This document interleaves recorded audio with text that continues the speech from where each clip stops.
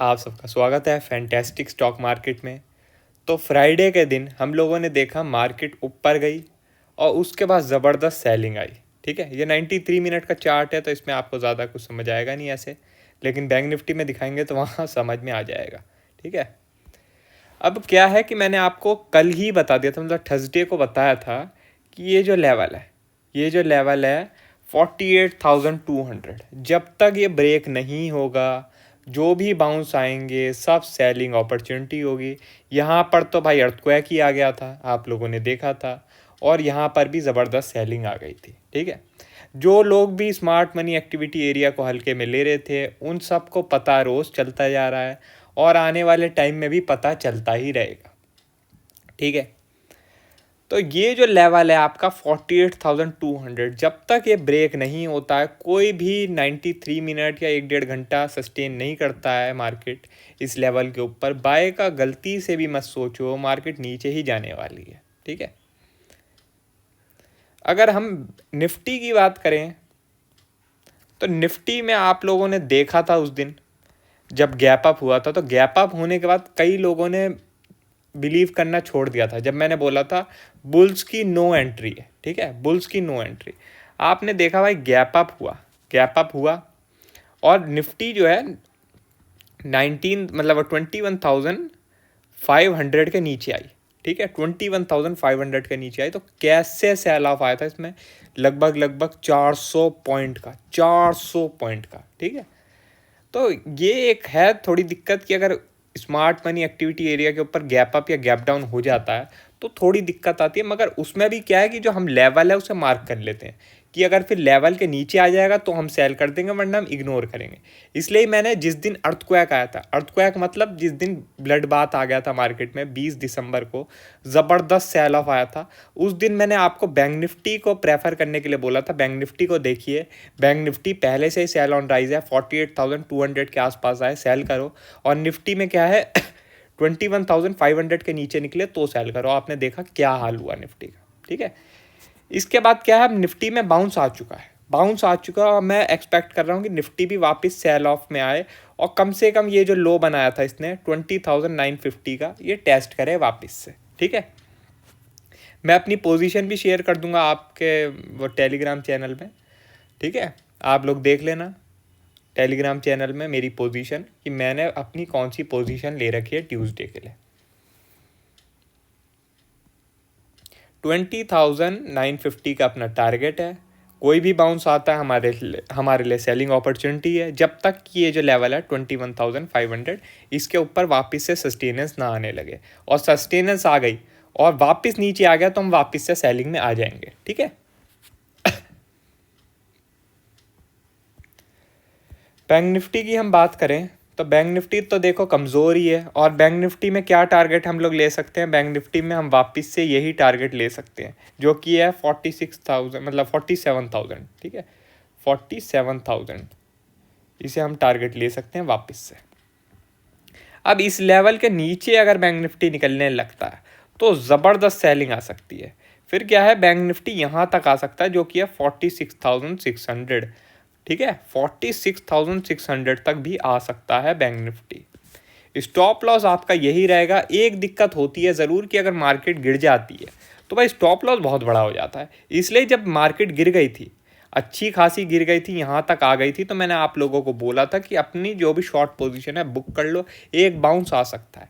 अब ये इतना बड़ा बाउंस तो मैंने एक्सपेक्ट नहीं किया था, लेकिन जो भी है बाउंस आ गया। और उसके बाद फिर क्या है, हमने कल देखा कि हमने सेलिंग पोजीशन ली और क्या हुआ उसका। तो मार्केट में एक ज़रूरी बात यह भी है कि आपकी टाइमिंग क्या है। अगर आपकी टाइमिंग ख़राब है तो आप बुल हो चाहे बियर हो, आप लॉस ही करोगे। और अगर आपकी टाइमिंग अच्छी है तो आप चाहे बुल हो या बियर हो, आप प्रॉफिट ही करेंगे। उसका मैंने एग्जांपल इस दिन दिया था, इस दिन जिस दिन ज़बरदस्त आपका अपमूव आया था, जिस दिन इतना ज़बरदस्त अपमूव आया था, इस दिन मैंने सेल करके 56,000 कमाए थे। ठीक है, 56,000। आप लोग सोच सकते हैं जिस दिन मार्केट में इतना ज़बरदस्त बाउंस आया था उस दिन सेलिंग करके सबके सामने 56,000 कमाए थे। ठीक है, तो इससे ही समझ में आ जाता है मार्केट में टाइमिंग कितनी ज़रूरी होती है। समझ गए?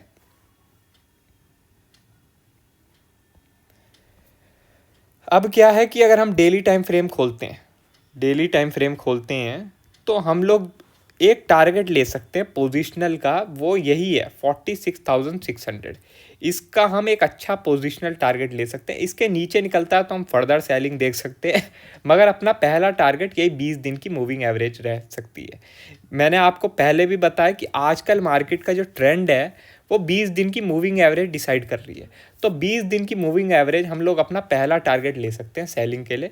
ये हमारा पहला टारगेट है। इसके नीचे भी क्लोजिंग आ जाती है तो हम फर्दर सेलिंग प्रेशर देख सकते हैं, और ये जो इतना बड़ा गैप है इसे फिल होता हुआ देख सकते हैं। ठीक है, मेरा मानना ये है कि अब मार्केट सेल ऑन राइज ही रहेगी पूरी जनवरी तक।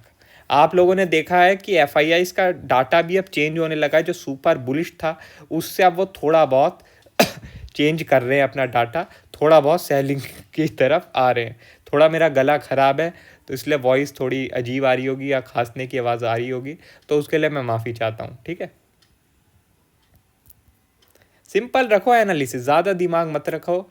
अगर ज़्यादा दिमाग लगाओगे तो भाई नुकसान ही होगा। मार्केट में सिंपल चीज़ें फॉलो करोगे बढ़िया रहेगा। मैं सोचो आप लोगों को लाइव करके दिखा रहा हूँ आजकल, ये सब लाइव क्यों करके मैं दिखा रहा हूँ आप लोगों को, ताकि आप लोग समझो। सिंपल रखोगे चीज़ें तो पैसा कमाओगे, कॉम्प्लिकेट करोगे तो भाई कुछ भी कर लो लॉस ही करोगे। सोचो मैं ग्रीन कैंडल पे सेल करके पैसा कमा रहा हूँ, रेड पे तो बनेगा ही, तो आप लोग और क्या करोगे सोचो। ये चीज़ें देखो भाई, देखो लाइव करके दिखाऊंगा, अभी कुछ दिन और आपको लाइव करके दिखाऊंगा, देखते रहो। ठीक है, आप लोगों को लर्निंग मिलेगी इससे काफ़ी। निफ्टी की बात करते हैं, तो निफ्टी जो है उसकी जो 20 दिन की मूविंग एवरेज है वो लगभग 20,800 पर है। तो मेरा यही एक्सपेक्टेशन है कि निफ्टी यहाँ से एक सेल ऑफ लेगा और 20,800 को टच करने आएगा। हमारा स्टॉप लॉस क्या हो सकता है? स्टॉप लॉस क्योंकि सबसे ज़रूरी चीज़ है, बिना स्टॉप लॉस के कुछ काम नहीं होता है। आपका व्यू चाहे कुछ भी हो, कितना स्ट्रांग हो, कुछ भी हो, सबसे पहली चीज़ होती है स्टॉप लॉस। स्टॉप लॉस है 21,500। अगर 21,500 के ऊपर निकल जाता है तो हम सारी शॉर्ट पोजीशन से एग्जिट कर लेंगे, और जो है अपना व्यू कुछ टाइम के लिए रोक देंगे जब तक कि 21,500 के ऊपर रहेगा। 21,500 का वापस नीचे निकल जाएगा तो वापस से सेलिंग का व्यू रहेगा। और मैंने आपको बता ही दिया है जनवरी तक मेरा सेलिंग का ही व्यू रहेगा। जो भी बाउंस आएंगे मैं उसमें सेलिंग का ही डिसीजन लेने की सोचूंगा। ठीक है, बाकी विक्स की मैं आपको एक अपना प्रिडिक्शन बता देता हूँ। विक्स की मेरी ये प्रिडिक्शन है कि विक्स कम से कम नहीं तो आपको यहाँ तक का लेवल दिखा सकती है, जो कि है 15। ठीक है, 15 तक का लेवल दिखा सकती हो। आप लोग सोच ही सकते हैं अगर विक्स 15 दिखा देगी तो मार्केट कहाँ ही जाएगी। ठीक है, बाकी आप लोग देखते रहना, मार्केट आपके सामने है, मार्केट सबके सामने है, रिजल्ट क्या आता है। ठीक है, और कोई अपडेट होगी हम आपको टेलीग्राम में बता देंगे। वीडियो अच्छी लगी हो तो लाइक कर देना, और चैनल पर नए हो तो सब्सक्राइब कर देना। आज के लिए बस इतना ही, थैंक यू।